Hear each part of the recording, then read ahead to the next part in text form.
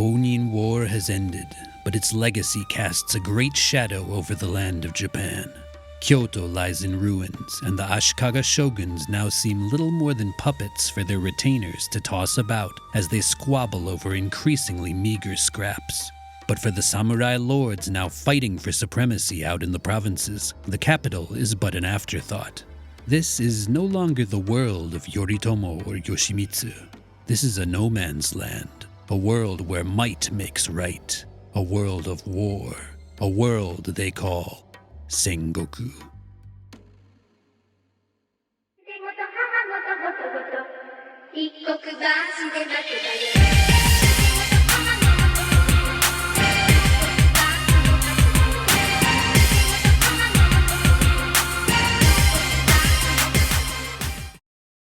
Hello everyone, and welcome back to Japanese History the Textbook, the series where we follow the course of Japanese history through the ages, using educational content for Japanese high schoolers as our guide. Today, we will at last cover a long-awaited topic for this channel, with that being the ever-popular Sengoku Jidai, or Sengoku Period, often translated into English as the period of the warring states. We'll get into all the details of what was so warring about this period as we get deeper into the video, but to put it simply, this was the era where Japan's shogunate, the Muromachi Bakufu, had effectively lost all of its real governing power, and as a result, all of the powerful samurai who were supposed to be its vassals were busy carving out territory and fighting each other around the country. Now, named historical ages are by nature a bit arbitrary, but most reliable sources will tell you that the Sengoku period is not really an official period of Japanese history, but rather a colloquial term for the chaotic final phase of the Muromachi period. Part of the reason for this is that, unlike most other periods of Japanese history that begin or end with concrete events, the relocation of a capital or the founding of a shogunate, it's not exactly clear where the Sengoku period begins. It's actually a pretty fun subject to debate if you're a history nerd, and I might honestly want to make a video about it at some point. But the fact of the matter is that the people of Japan did not just wake up one day and say, "Oh, dear me, we seem to have entered an age of warring states." It was more kind of a gradual slide into chaos and disunity that began earlier in some parts of the country and later in others. For example, in our last episode, we discussed how, throughout the early and mid-1400s, Kanto became increasingly embroiled in something of a civil war between various factions of the Bakufu-appointed people who were supposed to be governing the region. So it's often said that Kanto, and by extension the rest of eastern Japan, entered the Sengoku period a few decades before the western side of the country. Either way, most people tend to agree that by the start of the 1500s, pretty much the whole country had slipped into this warring states phase. Although, as we'll see today, this does not necessarily mean that it was entering into some kind of regressive dark age. Quite on the contrary, the Sengoku period was actually an era of great, often progressive change, enabled by the state of semi-anarchy resulting from the loss of any powerful central authority. It was certainly chaotic, and there was indeed a great deal of violence, but there's a lot more to the period than just corpse-littered battlefields, and I think it's all of the societal, cultural, and even geopolitical developments going on behind the warfare that make it so compelling. Anyway, with all that out of the way, I do want to get into the video proper, but before we do, I do just want to remind you to please like, comment, and most importantly, subscribe if you're enjoying this content. And at long last, I'd like to announce that I finally have a Patreon. I'm planning on making a channel update video here shortly where I'll talk about that in a lot more depth.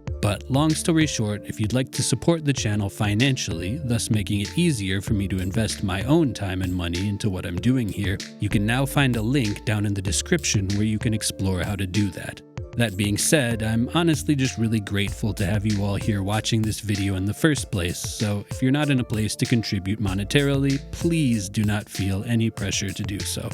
Alright, without further ado, let's jump right in. Japanese History the Textbook, Episode 17, The Sengoku Period. On our last episode, we witnessed the Muromachi Bakufu be dealt the final crippling blow to its influence and dignity with 1493's Meio incident, wherein the 10th shogun, Ashikaga Yoshiki, was stripped of his title and authority by the former Kanrei, or shogunal deputy, Hosokawa Masamoto, at that time the head of the powerful Hosokawa clan, which had long served as the top-tier vassal family of the Bakufu. With the shogun's exile, the Hosokawa went on to take over de facto control of the Bakufu under Masamoto's leadership, but they themselves would then devolve into an internal power struggle in which Masamoto himself wound up being assassinated. Control of the crumbling shogunate continued to flow downward along the traditional hierarchy, with the Hosokawa tearing themselves apart for several decades before at last being ousted by their own retainers, the Miyoshi, who established themselves as the masters of the provinces immediately around the capital under their leader, Miyoshi Nagayoshi, in the mid-1500s. However, the Miyoshi's grip on power too would not last, as following Nagayoshi's passing in 1564, the clan came to be overshadowed by, get this, one of their retainers, a man by the name of Matsunaga Hisahide. Are we beginning to see a trend here? This final fellow, Hisahide, was a key organizer of the 1565 assassination of the Bakufu's 13th shogun, a mostly figurehead leader named Ashikaga Yoshiteru, whose murder has been somewhat immortalized in historical legend thanks to his alleged skill as a swordsman and the fierceness with which he is said to have fought against his attackers to the bitter end. This whole long chain of events, from the Meio incident up till the murder of Yoshiteru, is full of incidents illustrating the concept of Gekokujo, those below conquering those above, which we first looked at in our last episode. Gekokujo is one of the defining themes of the Sengoku period, and a large part of the reason that we think of it as such a chaotic time in the first place. Thanks to all the instability generated by the prevalence of Gekokujo and its undermining of the authority of the shogun and the Bakufu as an institution, the Sengoku period bore witness to the rise in the provinces of numerous local samurai power holders who based their authority much less on any concrete connection to the Bakufu or the imperial court than on their own self-made wealth, authority, and military might. These power holders, who carved out their own provincial fiefdoms, called bunkoku in Japanese, are remembered to history as Sengoku Daimyo, warlords of the Sengoku period. You will recall that daimyo is a term we've seen before with the Shugo daimyo of the early to mid Muromachi period, who themselves were an evolution of the Shugo, or provincial constables of the Kamakura period. Both the Shugo Daimyo and the Sengoku Daimyo were essentially militaristic provincial rulers, but the difference between them is that the former based their authority heavily on their connection with the shogun and the Bakufu organization, while the latter mostly stood on the strength of their own 2 feet. They may have been connected to the Bakufu, or they may not have been, but it didn't really matter because they backed up their legitimacy with their own deep pockets and big armies. Some Sengoku Daimyo hailed from families which had once been Shugo Daimyo, but many others traced their roots back to clans traditionally lower in the Bakufu hierarchy, and yet others came from even more dubious backgrounds. For the Sengoku Daimyo, support from above, i.e. from Kyoto, was far less important than support from below, the support of their own family members and retainers. They built up sophisticated, Yakuza-esque organizations to manage their fiefs, absorbing smaller-scale local warriors and putting them on a sort of payroll in exchange for military service assigned at a level proportional to their income. Within these vassal organizations, lower-level warriors were placed into the custody of higher-ranking ones, creating a relationship called Yorioya Yoriko, literally something along the lines of step-parent, stepchild. The higher-ranking samurai in a Sengoku Daimyo's vassal band were called kokujin, people of the province, and they were typically the descendants of the shoen managers and jito of the early Middle Ages, while the lower-ranking warriors organized under them were the self-made jisamurai, or samurai of the land, who had risen up out of the farming class to claim the status of samurai and lord over their local peers. Given that the Sengoku Daimyo had only themselves to rely on to maintain their authority, they put a great amount of effort into shoring up their local structures of governance, and many even created their own law codes which took influence from a myriad of sources ranging from Bakufu law to the provisions of Ikki coalitions. One common feature of these law codes was the rule of Kenka Ryo Seibai, literally mutual punishments for quarrels, a rule which prescribed the death penalty for both parties in any sort of violent altercation. This rule was designed to establish order in Sengoku fiefs, forcing quarreling individuals to seek resolution from their daimyo overlords rather than taking matters into their own hands, as had been culturally customary in older times. Sengoku Daimyo also got into the habit of implementing periodic land surveys, requiring their vassals and the peasants living under said vassals to regularly report the size of their land holdings and the amount of income they were generating from them. The results of these reports were noted down in an official record and later used as a basis for levying taxes on peasants and determining how much military service was required of samurai. Isn't it funny how as you get into the gritty details of history, you realize that life in long ago times and far-off lands was in many ways just as mundane as it is today? Sorry, I hope I'm not bursting anyone's bubble here. Yet another administrative innovation pioneered by the Sengoku Daimyo was the use of personal stamps in place of the stylized written signatures called kao, which had been used in earlier centuries, and many of these remain famous today for their elegant or flashy designs. Beyond just implementing laws and getting their subjects to properly file their taxes, many Sengoku Daimyo also enthusiastically poured their efforts into building up the infrastructure of their fiefs, a la a heated game of Age of Empires. They engaged in expansive irrigation and waterworks projects, built mines for silver and gold, tightened their hold on the local merchant populations, and promoted and reorganized commerce and industry. They also constructed great castle towns called Joukamachi to serve as the central hubs of their territories, rounding up top retainers and prominent merchants and requiring them to live at the foot of their fortresses, thus maintaining a tight grip on their most important game pieces. Like other great cities of the Middle Ages, these towns were the site of regularly held market bazaars, but many daimyo issued decrees waiving the requirement of guild membership for participating merchants, thus creating literal free markets and a more dynamic economy. The appearance of these castle towns and the necessity for people to travel to and fro between them in Japan's more ancient hubs, such as Kyoto, led to increased traffic throughout the country, which in turn stimulated the growth of other towns and cities, particularly around ports, post stations, and temples. Some of these cities evolved into great, independent, self-governing metropolises, with the city of Sakai being the most famous example of this. During its heyday, Sakai was governed by a council of 36 wealthy and powerful merchants, and was compared by visiting Portuguese missionaries to Renaissance-era Venice. And no, I have no intention of just casually glossing over the first appearance in Japan of Europeans in our entire series thus far, but bear with me for a bit, because we have some other stuff we need to discuss first. Long story short, the breakdown of national unity and order during the Sengoku period, while on the one hand ravaging Japan with local wars between competing daimyo, also forced the country to undergo a phenomenal growth spurt in which the provinces truly began to catch up to the capital in terms of culture, infrastructure, and political importance. So, who were these Sengoku Daimyo whose actions and existence were causing such waves in the fabric of 16th century Japan?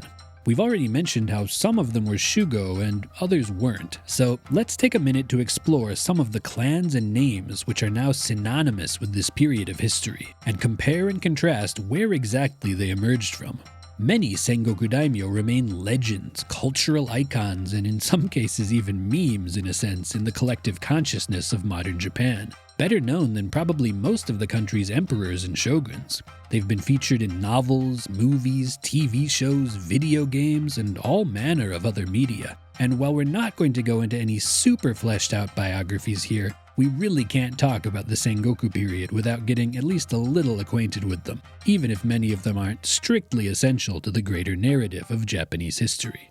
In the Kanto region, the Hojo clan became the foremost family of Sengoku Daimyo. These Hojo, by the way, were of no relation to the old Hojo clan, which had once held de facto power within the Kamakura Bakufu, being instead descended from their clan progenitor, Ise Sozui, a man who would come to be known posthumously and eventually much more famously as Hojo Soun. Born sometime in the early to mid-1400s, Sozui, aka Soun, began his life as a member of the Muromachi Bakufu's shogunal military guard, aka the Hokoshu, who made his way out to Kanto in midlife and embroiled himself in the chaotic local politics there. Remember, this is the period when rule of the region was being battled over by two different lines of Ashikaga branch families claiming to be in charge of the Bakufu's eastern headquarters at Kamakura, as well as their erstwhile advisors, the Uesugi clan, who themselves had at this point also split into two warring factions. Ise Sozui, aka Hojo Soun, who, according to legend, was little more than a down-on-his-luck middle-aged vagabond of a samurai, took advantage of this disunity and incessant fighting to begin snapping up territory in the region, and by the era of his grandson, the mid-1500s in other words, the Hojo had swept aside the old guard to become the overlords of Kanto. If you're wondering why they called themselves Hojo when their original family name was Ise, well, they changed their name during the era of their second clan leader, and it's thought that they likely did so in hopes of borrowing some of the brand recognition that the old Hojo clan had held in the Kanto region. This era's Hojo are an interesting and unique example of Sengoku Daimyo who emerged from a mid-ranking family within the Muromachi Bakufu bureaucracy, and somehow parlayed that into carving out their own formidable little kingdom in the provinces. In the northwestern Hokuriku region, it's safe to say that the most famous Sengoku Daimyo was the pious and stoic Uesugi Kenshin, who lived from 1530 to 1578. Now, based on his name, one couldn't be blamed for assuming Kenshin was a member of the aforementioned Uesugi clan, who had traditionally held power in Kanto, but this is not exactly the case. Kenshin was in fact born as a member of the Nagao clan, a vassal family of the Uesugi who had governed Echigo province as their deputies. As the Uesugi were slowly squeezed to death by their enemies in Kanto, particularly the aforementioned Hojo, a desperate Uesugi leader appealed to Kenshin for protection, and this eventually led him to taking over the mantle of the crumbling Uesugi himself, and using his own personal military might to carry on the clan's name. Kenshin was appointed Kanto Kanrei and would make his way to Kyoto twice for personal audiences with both the shogun and the emperor, clearly illustrating just how much real power and influence he came to wield. A highly religious man, Kenshin devoutly worshipped the Buddhist guardian god Vaishravana, aka Bishamonten, praying to him before battle and eschewing a helmet in favor of a monk's headscarf. He took his piety so seriously that he enforced upon himself a lifelong chastity vow, and upon his death had to thus be succeeded by an adopted heir rather than a biological son. Kenshin is an example of a Sengoku Daimyo who rose up from the Shugodai, or Shugo deputy class of samurai, but rather than seizing power himself, he was essentially begged to take it by the battered and weary old guard. Another prominent Sengoku Daimyo family that emerged from the Shugodai class was the Oda, who governed Owari province as the deputies of the Shiba clan, a clan which, you will recall, was one of the most elite families within the Muromachi Bakufu, but which, by the Sengoku period, was fast becoming little more than a distinguished name with little in the way of real power remaining to it. We will have much more to say about the Oda in our next episode. They did, after all, spawn the man who would eventually begin the project of reuniting the fragmented Japan of this era, but for now we will simply note them as another example of Sengoku Daimyo who rose up from the Shugodai class and move on. Despite all of the Gekokujo going on, and all these examples of lower-level samurai rising up to become Sengoku Daimyo, there were also many examples of those who smoothly transitioned into the role from the Muromachi Bakufu's Shugo class. In the provinces of Kai and Shinano, there was the venerable Takeda clan, represented most famously by Takeda Shingen, the ferocious warlord remembered to history for his fierce and legendary rivalry with the aforementioned Uesugi Kenshin. The Takeda had governed Kai since the late Heian period, making them one of the most venerable clans in the east, and with this strong foundation to work from, Takeda Shingen became so powerful that he was a strong candidate to unify the whole country were it not for his untimely death from disease in 1573. In Totomi and Suruga, there was the Imagawa clan, which threw its weight around in the southern Tokaido region thanks to a combination of traditional Bakufu-backed name recognition and genuine military and economic might.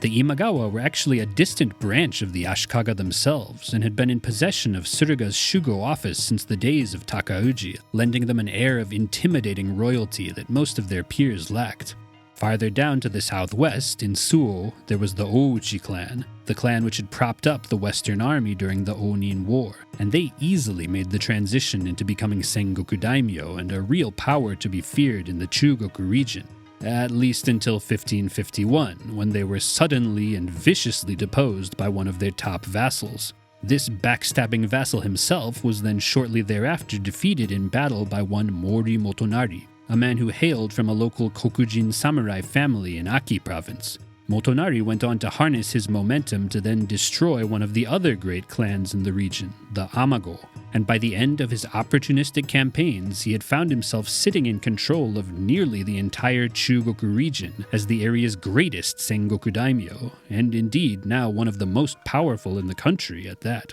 The Mori serve as the classic example of a Kokujin samurai clan, the sort of clan who ordinarily wouldn't have had the slightest shot of being allowed to govern on a province-wide scale, rocketing past their social betters to achieve Sengoku Daimyo status.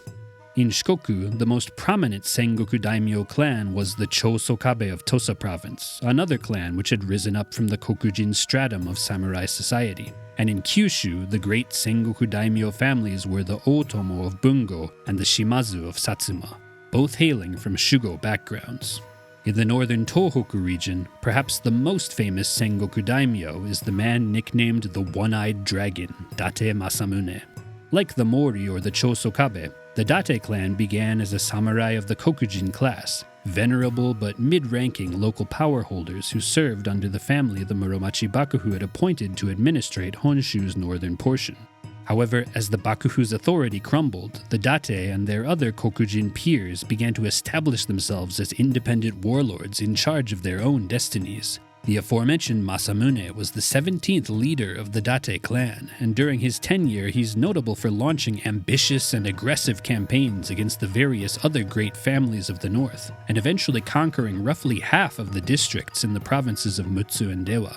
Unfortunately for Masamune, who lived from 1567 to 1636, he was born a bit too late, coming to age at the tail end of the Sengoku era, and his ambitions as a Sengoku daimyo were thus ultimately halted by the currents of history. Again, more on that next episode.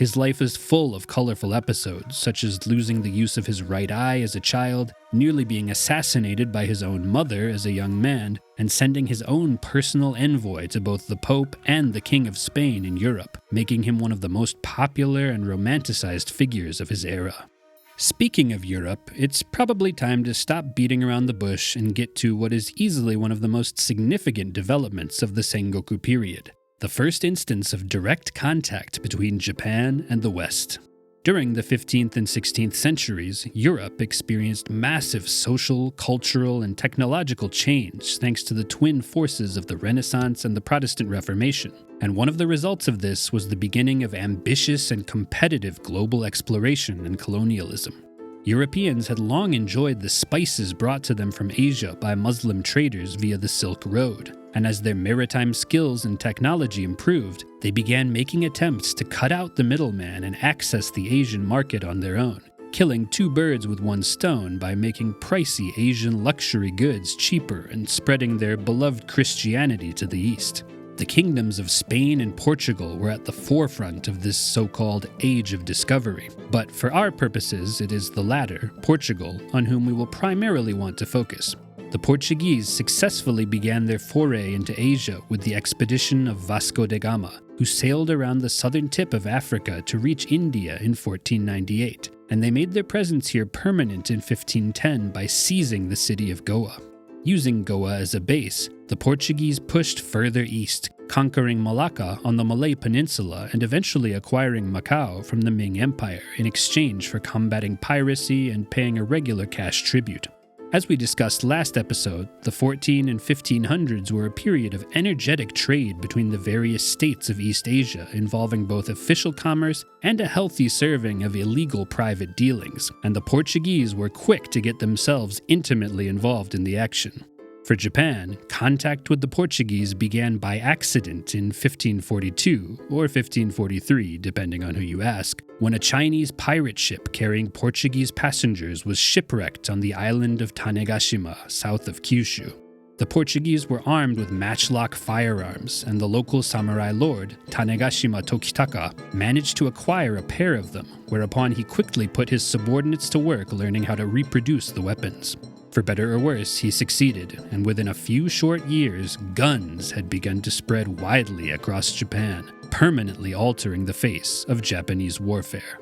The Portuguese, whom the Japanese began to encounter more and more from this point onward, and to a lesser extent the Spanish and Italians who made it over, were referred to in Japan as Nambanjin, literally southern barbarians. Later on, in the early 1600s, English and Dutch visitors would begin to make their way over to Japan as well, and these paler individuals were given a different name to designate them as a different batch of Europeans, Komojin, literally red-haired people. This should not be interpreted to mean, by the way, that the Northern Europeans were deliberately sending over all their excess ginger folks, but simply that from the point of view of the typically raven-haired Japanese, Northern European hair looked like it had some unusually amber-tinted pigment mixed in. Anyway, in the Sengoku period, the Japanese were mainly dealing with the Portuguese Nambanjin, who by the mid-1500s had begun flocking to various key port cities in Kyushu, particularly Hirado, Nagasaki, and Funai, to trade goods such as guns, gunpowder, and raw Chinese silk in exchange for Japanese silver. Remember how I briefly mentioned that many Sengoku Daimyo invested their efforts into opening gold and silver mines in their territories? Well, during this era, Japan was in particular excavating a massive amount of silver. Indeed, by the early 1600s, the archipelago's silver output is said to have accounted for a third of the silver output of the entire world. Absolutely swimming in this precious metal, the Japanese generously traded it away to the Portuguese, who made an absolute killing in the endeavor. From the Japanese standpoint, they were also getting a pretty good deal, as neither the silk used in the elite fashion of the day, nor the saltpeter and lead necessary for firearm ammunition could be produced easily domestically. Firearms themselves actually were produced in large quantities domestically, an early example of the Japanese knack for mass-producing cutting-edge contraptions, but with the incessant warfare going on between competing Sengoku Daimyo, well, the armories always had room for another shipment. For the Portuguese, their trading endeavors in Asia were inextricably linked to the propagation of Catholic Christianity, particularly as the Catholic Church had had a bit of fire lit under it due to the newfound competition from the nascent Protestant movement in the early 1500s. Portuguese efforts to evangelize in Japan were spearheaded by the Jesuits, a religious organization founded in 1540 by a spiritually born-again ex-soldier nobleman from Spain named Ignatius of Loyola. As a sort of religious special forces wing of the Catholic Church, Jesuit missionaries fanned out across the world in cooperation with the secular explorers and colonizers of the day, pushing their agenda not just in Asia, but in places as far-flung as Africa and the Americas as well. The Jesuits have left behind a complicated historical legacy. On the one hand, they had a strong scientific and scholarly bent, establishing schools, learning local languages and customs, and in some cases even attempting to protect local populations from maltreatment by their European peers. Indeed, many of the most detailed records of Sengoku period Japan are left to us by the writings of the Jesuits, invaluable resources for modern history scholarship. On the other hand, the Jesuits were attempting to foist their own religion on local populations, and they were also very much a key cog in Europe's massive project of global colonialism, which, it goes without saying, led to centuries of physical and emotional trauma that continues to reverberate throughout the world today. The first Jesuit missionary to set foot in Japan was one Francisco Xavier, who arrived in the country via Kagoshima in 1549. Xavier was born into a noble family in the Kingdom of Navarre on the Iberian Peninsula in 1506, and while studying in Paris as a young man, he became friends with Ignatius of Loyola, eventually becoming a founding member of the Jesuit Society. Having already been working in Asia for a number of years, pretty much since the Jesuit organization's founding, Xavier met a Japanese expatriate named Anjiro in 1547 in Malacca, and with Anjiro's guidance, Xavier made his way over to the mysterious country which Marco Polo had once called Zipangu. With the blessing of powerful Sengoku Daimyo such as Ouchi Yoshitaka and Otomo Sorin, Xavier spent just over 2 years proselytizing throughout southern and central Japan before returning to Goa in 1551. But in his wake, a steady stream of Jesuits began to flow into the country. The Jesuits built churches and European-style academic institutions, and their enthusiastic evangelizing began to yield results as a growing number of Japanese started converting to Christianity.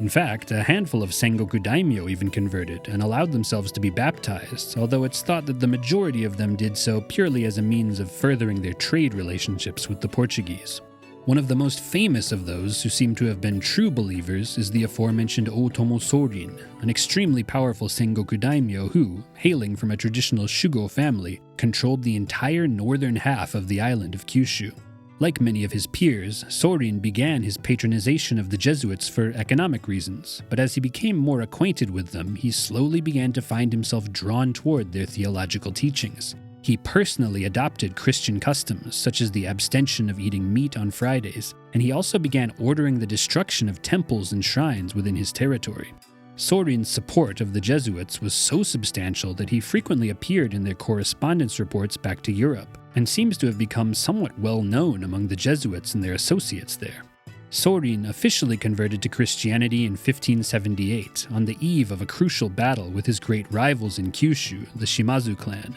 being baptized and taking the Western name Don Francisco. Unfortunately for Sorin, the battle ended in a loss and the beginning of a long, losing war with the Shimazu. But he does not seem to have lost faith in his new religion, continuing to pursue a Christian agenda until his death in 1587.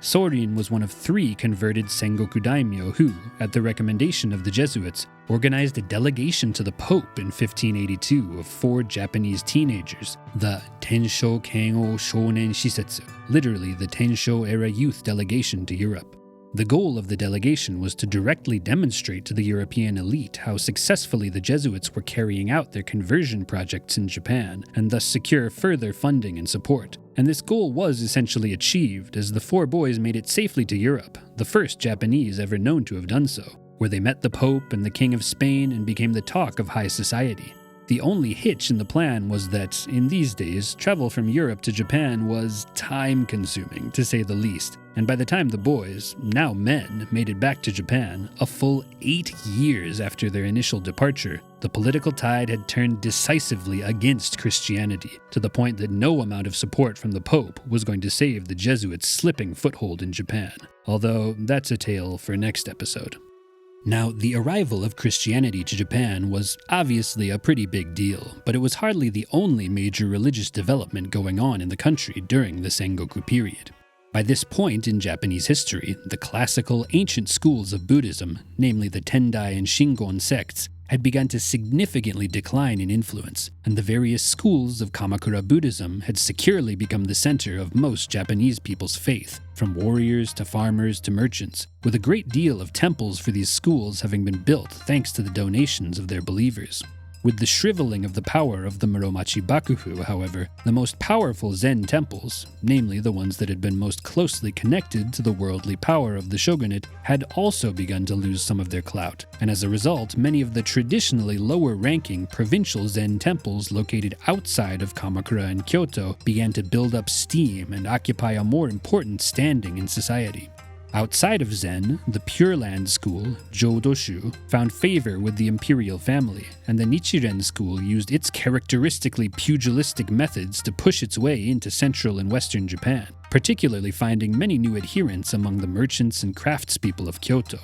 Overall, the Sengoku period is really the era of Japanese history where the Buddhist world ceased to be controlled by just a handful of supremely powerful elite temples, and instead spread and diversified to welcome a plethora of smaller players to the point that nearly every town and village in the country became home to its own local temple. Moreover, the era also saw the popular worship of more peripheral Buddhist deities, particularly the bodhisattvas Jizo and Kannon, really take off, and the practice of even commoners making long cross-country pilgrimages to spiritually significant sites became a regular part of life. Now, despite all this diversification, probably the most important homegrown religious faction to discuss when exploring the Sengoku period is Jodo Shinshu, or New Pure Land Buddhism. As you may recall from part 2 of our look at the Kamakura period, New Pure Land Buddhism was founded based on the teachings of the 13th century monk Shinran, and one of the most important branches of the tradition which emerged after his death was the Honganji branch, a specific group of his disciples which had been led for generations by the descendants of his youngest daughter, based from a temple in Kyoto called Honganji.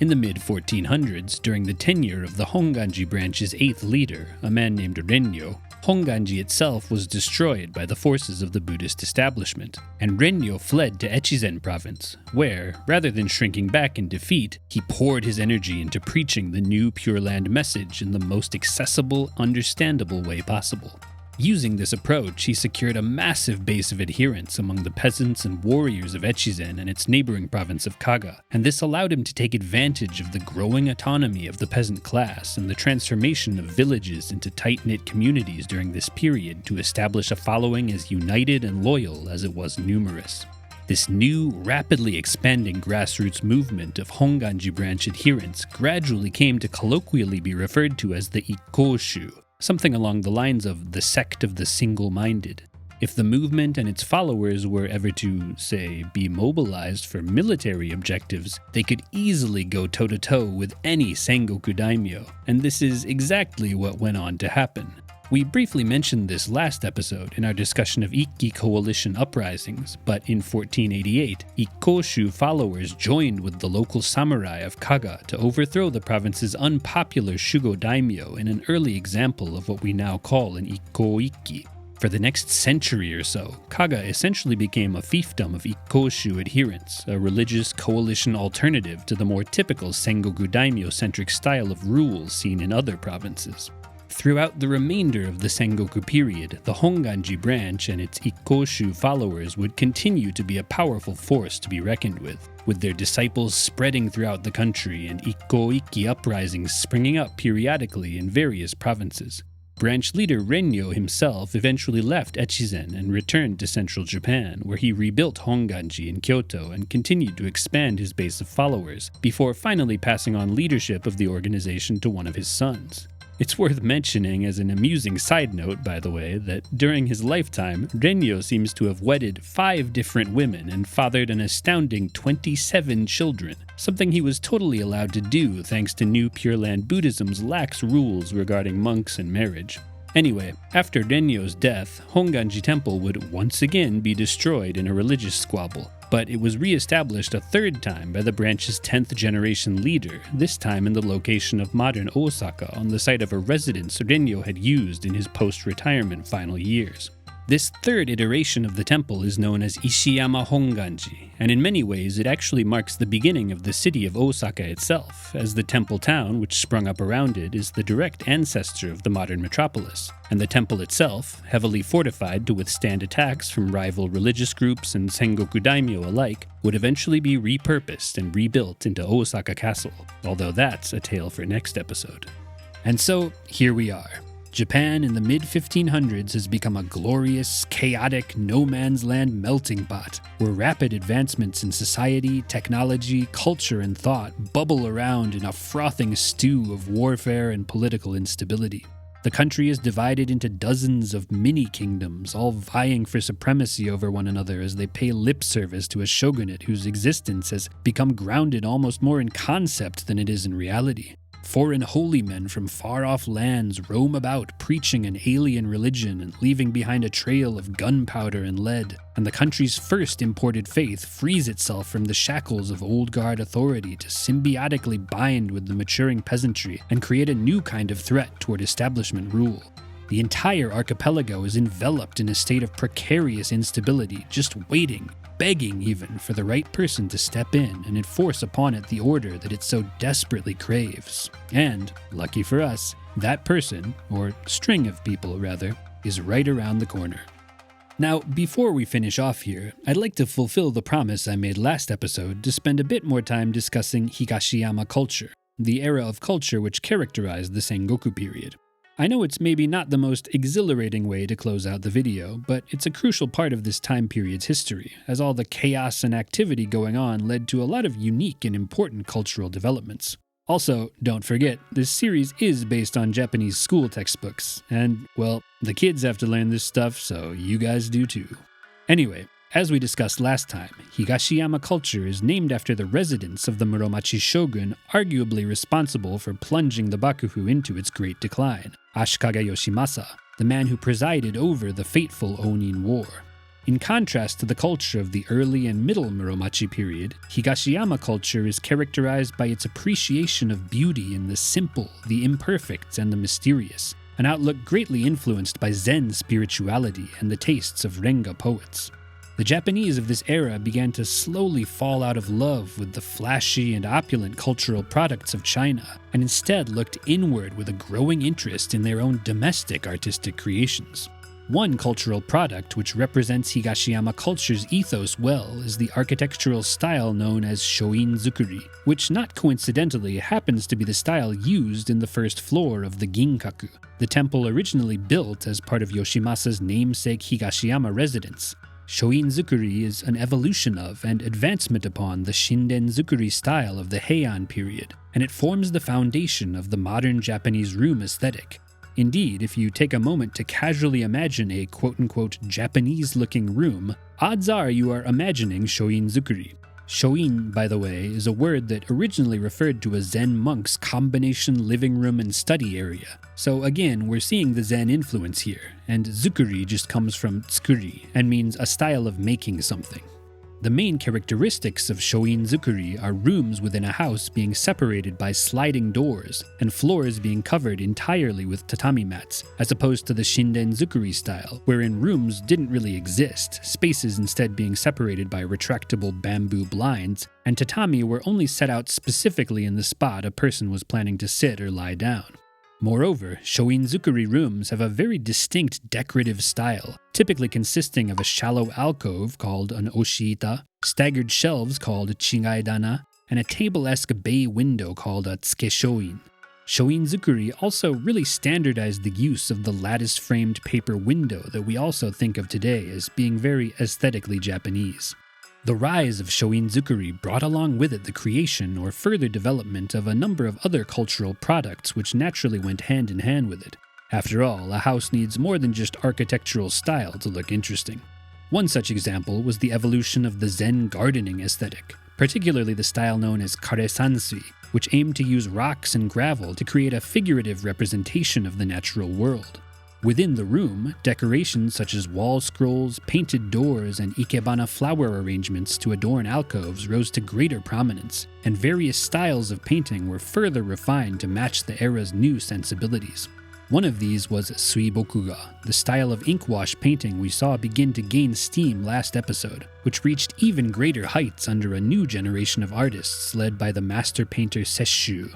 Another type of painting whose origins we can trace back to Higashiyama culture is that of the Kano school, a clique of artists formed by one Kano Masanobu, the official painter of the Muromachi Bakufu around the turn of the 16th century. Masanobu and his artistic lineage combined suibokuga ink painting with the more traditional Japanese art style of Yamato-e to create a visually arresting new style which would go on to adorn the abodes of the rich and powerful up until the end of Japan's pre-modern period.